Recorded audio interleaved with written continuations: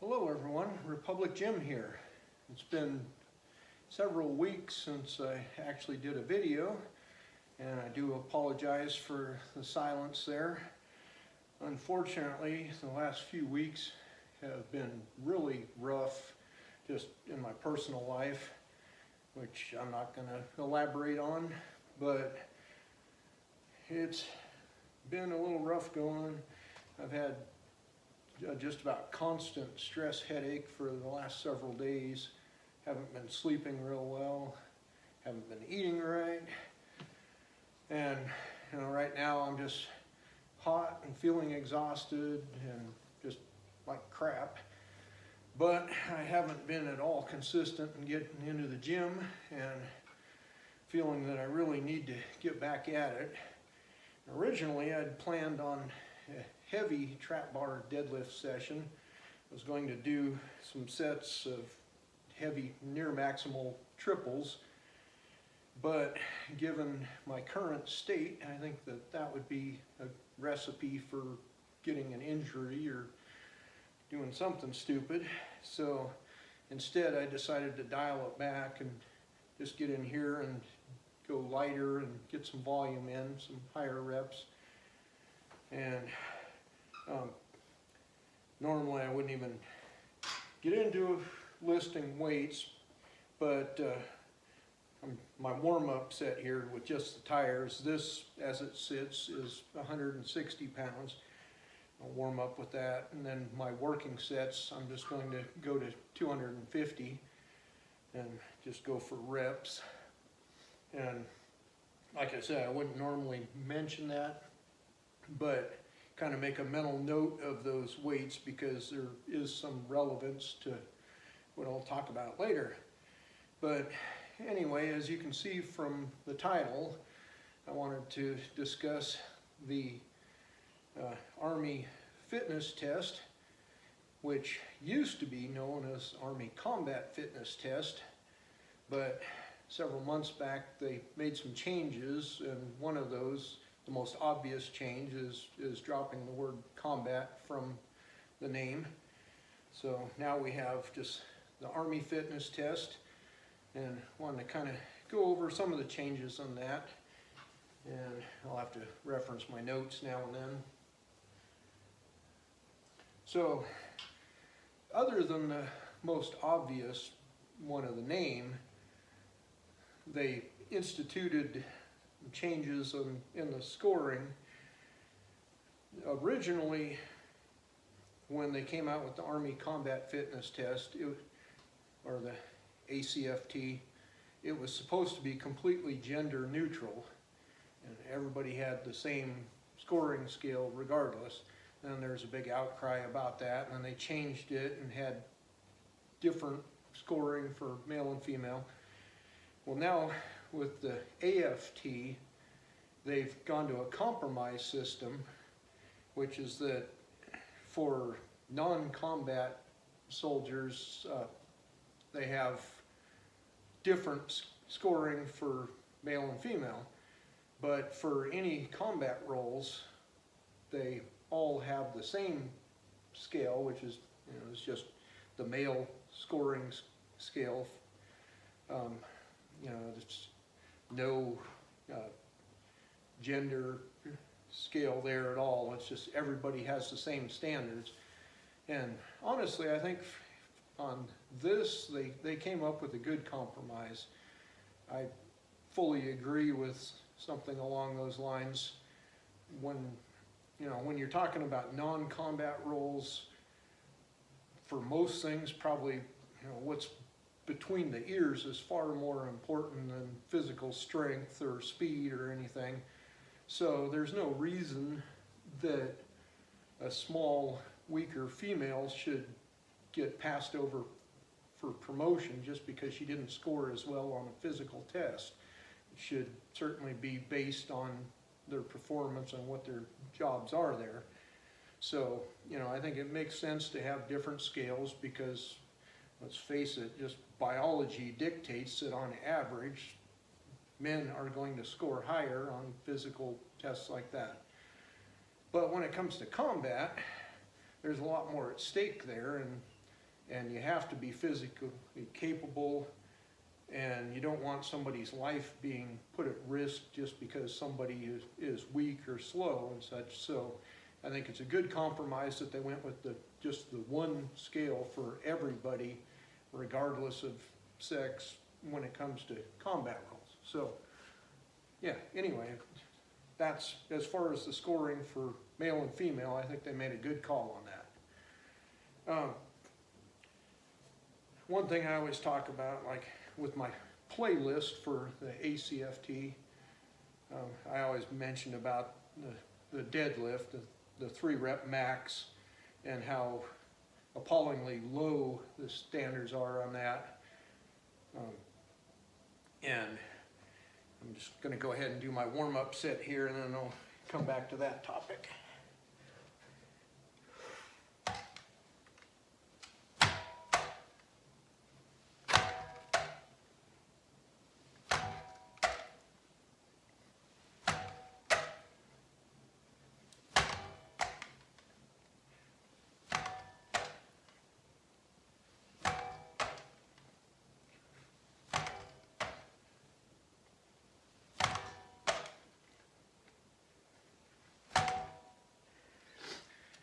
Okay,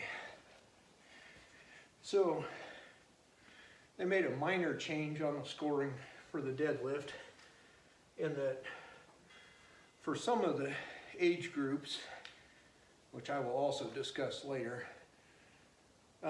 they slightly raised the maximum, so that to get a perfect score now you have to do a 3-rep max of 350 pounds instead of the 340 that it was before.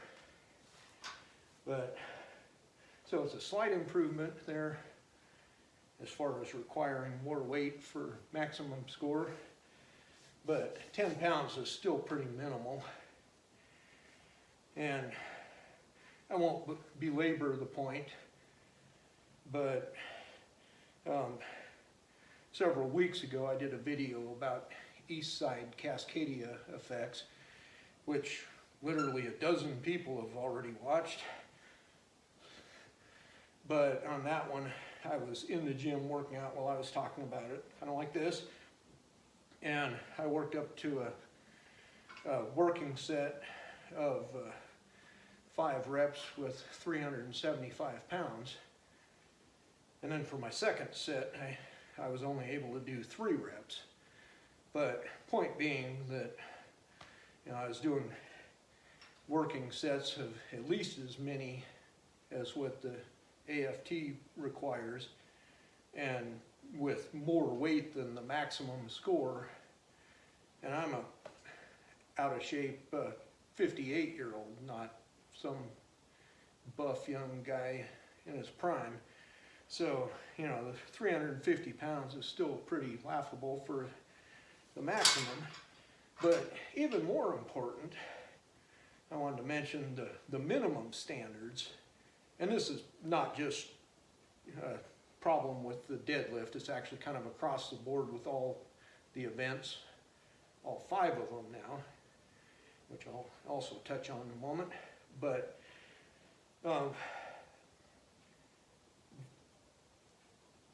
all of them, their passing score, the minimum you can get and pass is 60 points. And my understanding is that, like for the combat at least, they have to average 70. I'm not exactly sure how the whole scoring system works, but it's something like you have to average 70 for all 5 events.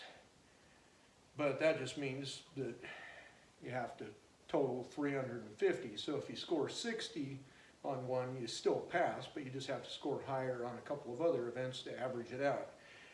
But for many of the age groups, the minimum, the 60 points there, just happens to be 3 reps with 160 pounds, you know, which, as you saw, I just did 10 reps with that and not even breathing hard afterwards.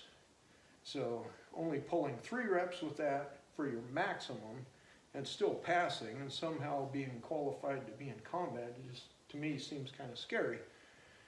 And like I said, it's across the board. You know, the minimum number of push-ups is ridiculously low. You know, the time for the 2-mile run is incredibly slow, and so on. So I have a problem with that. You know, yeah, they have somewhat high standards for some of the events as far as maxing it, but there's still a lot of guys that are capable of getting maximum scores. But the low end is just ridiculous. I really think they need to increase those minimum scores. But anyway, that's enough said on that topic. Now I need to actually add some weight here and get to my working sets.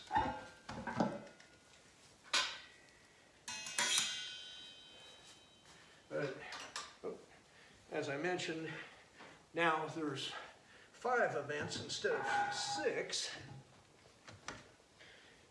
What they did was, the 5 are still the same, but they got rid of the event called the standing power throw. So I'll address that in just a moment. So here's like 250.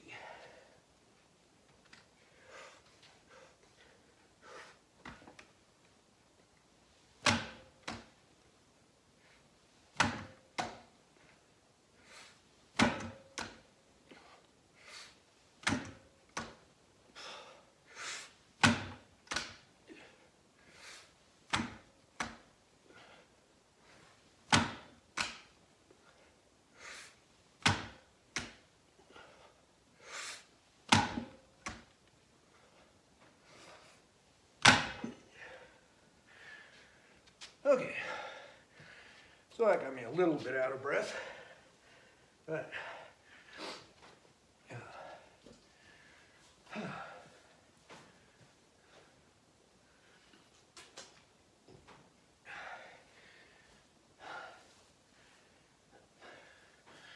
okay, so the standing power throw was an event that involved taking a 10-pound medicine ball and flinging it back overhead for maximum distance. And apparently most people don't mind at all getting rid of that one. I've read a lot of comments from people in the Army or ones who are out recently that kind of thought that that event was stupid.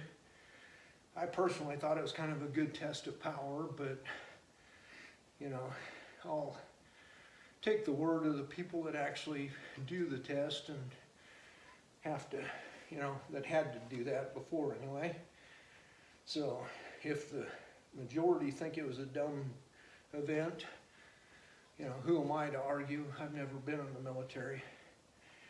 But the reason that they gave officially is they said it was too dependent on technique, which kind of puzzled me because, you know, I had never done it before, but when I started messing around doing videos about the ACFT, just out of curiosity, I started doing it, trying out the standing power throw. I don't even have a medicine ball, but I had a 10-pound rock that worked perfectly for that. And just to be clear, I'm totally slow twitch dominant.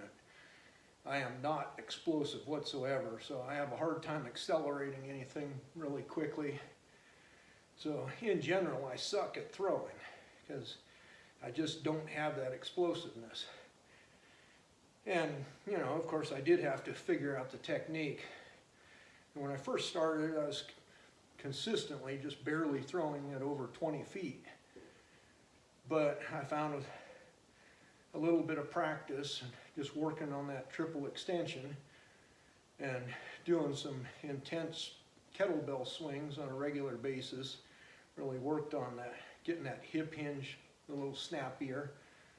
And then it was just a matter of practice and getting the muscle memory for the correct release point to get the maximum distance. Because of course, if you release it too soon, it goes up too high and doesn't go as far. And if you release it too late, then it's just kind of a line drive and dies down. And you know, there's a sweet spot there for getting the maximum distance. But I found it really wasn't that hard to find that and then get fairly consistent with doing it.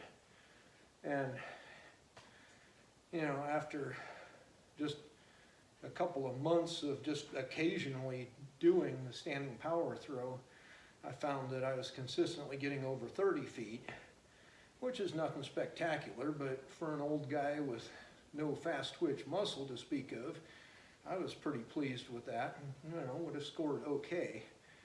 And I think a lot of young athletic people could easily outdo what I was doing with just a little bit of practice. So I think the technique explanation there was kind of a false narrative. And I don't have anything to back up this opinion, but this is just my theory, is that I think what they were seeing was that women were scoring disproportionately lower on the standing power throw because, you know, it's an event that it favors somebody that's taller, has longer arms, bigger hands, and has more upper body strength and more fast twitch muscle. And just statistically speaking, you know, simple biology is that on average, men have more of all of those attributes than women do. You know, there's outliers, of course, but in general, women are going to be a little bit less in all of those different attributes that help with that particular event. So my guess is that when they said they were going to go to just gender neutral scoring for combat roles, they were finding that women were scoring way too low on that particular event.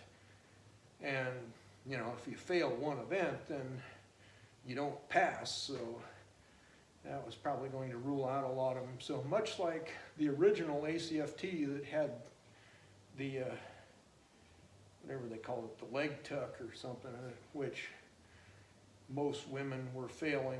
I think, you know, it's just my feeling they probably decided to eliminate the standing power throw just to even the playing field a little bit on the scoring.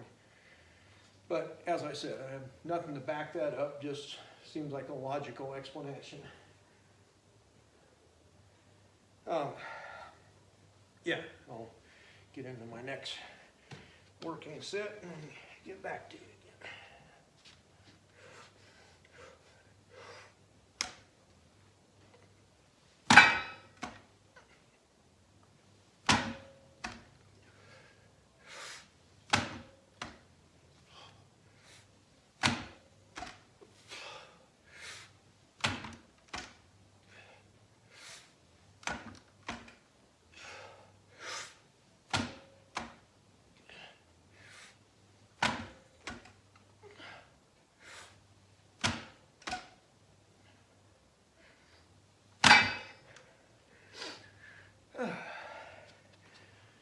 All right, I'm actually starting to feel a little better, getting the muscles working and the blood flowing.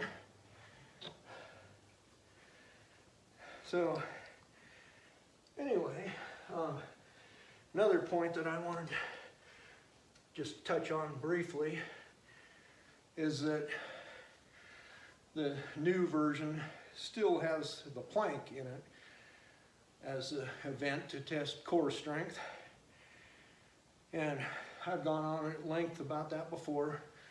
So again, check out my ACFT playlist if you want to see some of my other comments on it. But personally, I think it'd make a lot more sense to have a dynamic core movement, actually some sort of contraction to show strength rather than just holding a isometric core movement there. I mean, the muscle endurance is great, but I don't know. I've never been in combat, obviously, so I can't say how useful that would be, but I just suspect it really wouldn't be nearly as useful as, like say, being able to do just violent movements with using the core and contracting. But, you know, I would think something like a hanging knee raise, or even one on parallel bars doing knee raises or L-sits, or you know, something along those lines would be more useful than measuring a max plank, especially when the maximum score is so pitifully short of a time. I had one video I did where I was discussing the plank, and I think it wasn't like a perfect form plank or anything, but I believe, if I remember right, I held it for somewhere around 4 minutes or more while I was talking at the camera the whole time. And of course, a maximum score on the plank is only something like 3.5 minutes.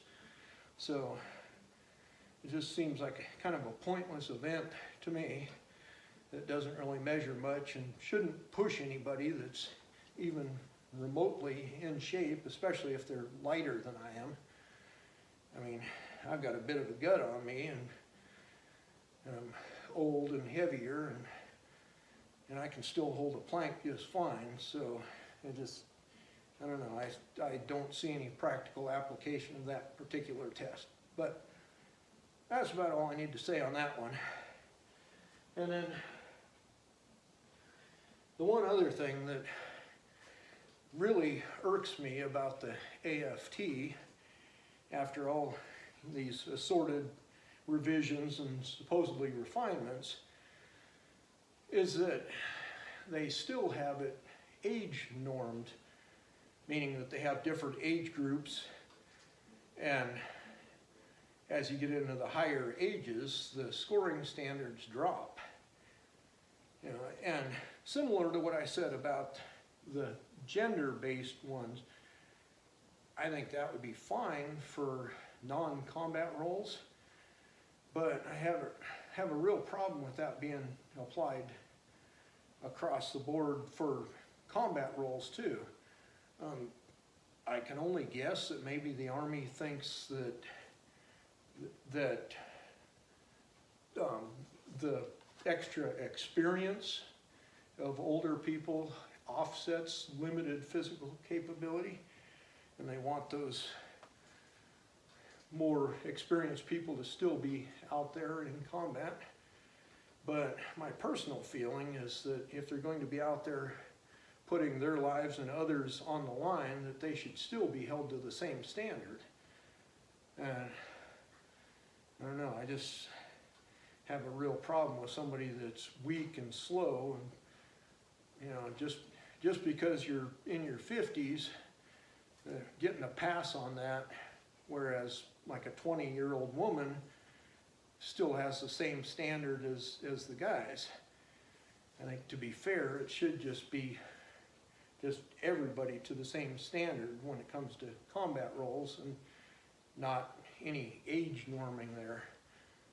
And you know, I think I've kind of made the point that, you know, I'm 58 years old. I'm still capable of doing these things. I can max the deadlift going by the scoring standards of guys in their 20s, and the same with the plank. I'm not especially good at push-ups, so I would fall further down the chart there, but I could still easily pass on the young guys scale. And as I said, you know, the lowest score allowed, you know, the 60 points is still pretty darn low. So even old guys should be capable of passing those things. You know, the 2-mile run, I would have some problems with there, just because I have a kind of a messed up foot, and much repetitive pounding makes it really hurt. But you know, for doing the test one time, you know, I could suck it up and deal with the pain and just go ahead and run a qualifying time anyway. I have no doubt at all that I could pass that, you know, based on the scoring standards for the young guys, not on the times for the older guys. But one thing that I really wanted to point out is, you know, like up through like 30s and even into the, I believe into the lower 40s anyway, the standards remain relatively close to the same thing. I think like in the 40s, the maximum score on the deadlift drops a little bit, but not significantly. It goes down to like 320 pounds or something like that. But then when you get into the 50s, it just, everything just kind of falls off a cliff, other than the plank, which they keep the standards for that pretty consistent across all age groups, just because basically it's easy. Age doesn't really have any effect on that anyway. But when it comes to the deadlift, it's just embarrassing. And the reason I said earlier to make a note of my working weight here is that for my particular age group, which is like 56 and above, or 57 or something like that. Anyway, my age group, the weight, the 3 rep max weight is 250 pounds. You can get a perfect score in the deadlift at my age if you can manage 3 reps with 250 pounds. Well, I'm going to go ahead and do my final working set with 250 pounds.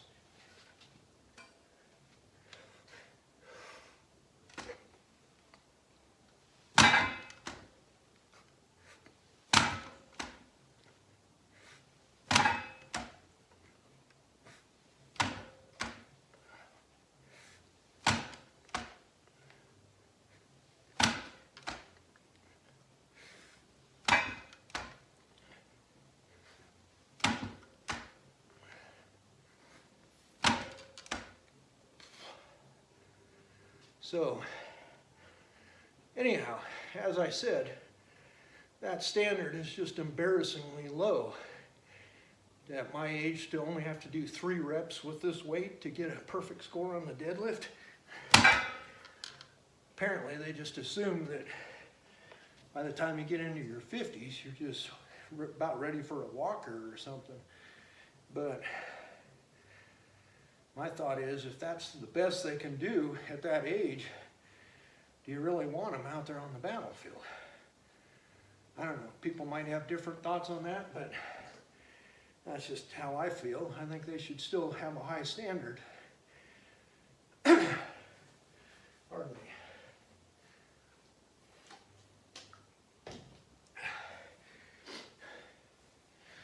Anyway, the one event that I haven't really mentioned at all which is unchanged from the ACFT to the AFT, is the sprint drag carry.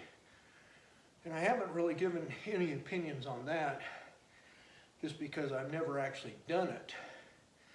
So I am planning on doing kind of a simulation with that sometime soon.